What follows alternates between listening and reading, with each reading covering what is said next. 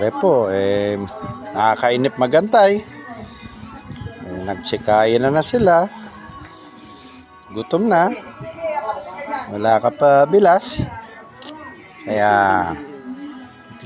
inumpisahan na namin. Gutom na kami at naiinom na kami. Ayan. Dalawa pa lang kami ni Bayaw. Ito.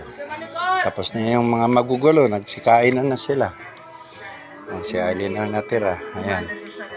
Ayan, parang dinaanan ng bagyo. Parang dinaanan ng bagyo. Nakain pa ako ng matamis. Nanay, diabetes na, ya? Diabetes na ako. Naku po. Wag naman po. Masarap ang buhay. Ayun, no? Woohoo! Ano daw? Diba? Yung katulad daw namin na edad na yun. Katulad marami diabetes. Si Kumaring Lani, malaki na ipinayat ni Kumaring Lani. Parang malaki ng dibdib mo sa kanya ngayon lang. Oh. Si tatay talaga basketball gusto niya.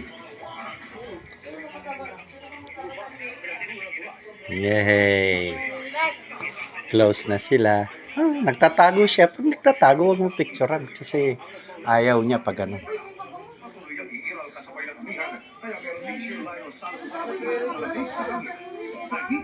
Malamig amihan. Alright. Yun po. Para meron maipost bukas. Sa birthday naman ni Darling. Ayun, dumadagundong yung bahay ni Aileen doon sa itaas.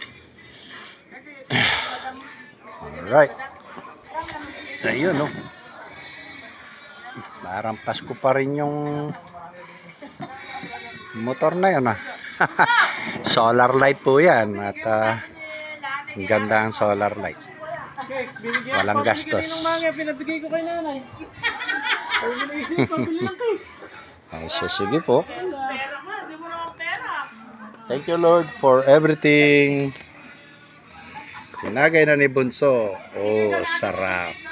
Dalawa, pansit na kasi daw binigay. Ah, batang